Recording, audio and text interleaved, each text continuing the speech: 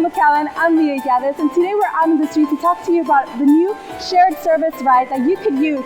It's called Micro McAllen. Let's go hop on and pick up our transit director, Mario Delgado, to tell us a little bit more about this.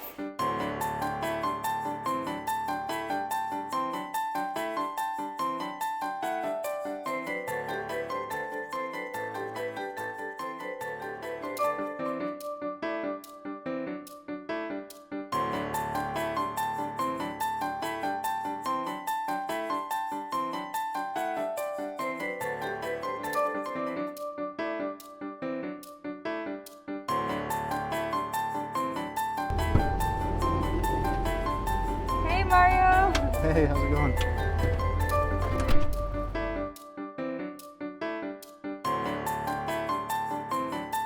So we're here to talk a little bit about, the services, this new service that you're providing for the city of McAllen. So tell me about Micro McAllen. Yeah, Micro McAllen is a form of microtransit. It's a shared ride, and it's a combination sort of between fixed route and demand response service, or your ride hailing like Uber and Lyft. And so it's designed to put transit services in areas that may not have high density or a lot of transit usage as an introduction for transit that then would help us determine where the need is, where people are wanting to schedule trips from, and then we can kind of tailor service around that in the future. Perfect, Mario. So tell us a little bit about how it works. How can I ask for the ride? Well, we do have a call-in number. We do have a site where you can book your trips, or ultimately the best and easiest way is through the app, the mobile app. And so we do have a mobile app, Microtransit, you can download from your Android or iPhone. And then the system is, there you could tell where the zone is. It's the service is based on a zone, right? And so that you're allowed to schedule trips within that zone, but you can't leave the zone on the vehicle. Now, we do have routes and stops that transfer over into the zone. So you can schedule a trip on one of our fixed routes, or you can get on one of our fixed routes and then combine it with microtransit. So there'd be a connecting point. And talking about the zones, what are the major points of interest that this route connects us to? So the zone is in Northwest McAllen. Part of the service that we had before was a route going to Tres Lagos and Texas A&M University, and it was based on our assessment underperforming, and so we wanted to have service in the area, but we wanted to make it more efficient, and that's what we thought of microtransit as an option. And so the service goes as far south as Nolana, and so in Nolana you can have connections with Route 5 and Route 6. And then it goes all the way to Tres Lagos, with the western border being the edge of town, so Taylor in some areas, Benson in other areas. It goes as far east as Bicentennial, but no further than Nolana south.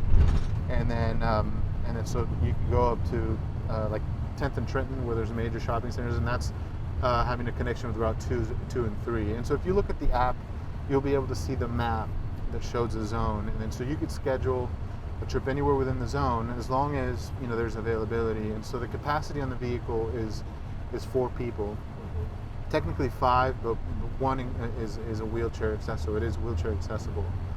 In terms of the service, it runs Monday through Friday, similar to what Route 8 used to run, and then it runs from 6:30 a.m. to 8:30 p.m. And again, you could schedule a trip as long as they're available, based on demand, first come, first serve. Perfect, Mario. How can you pay for the service?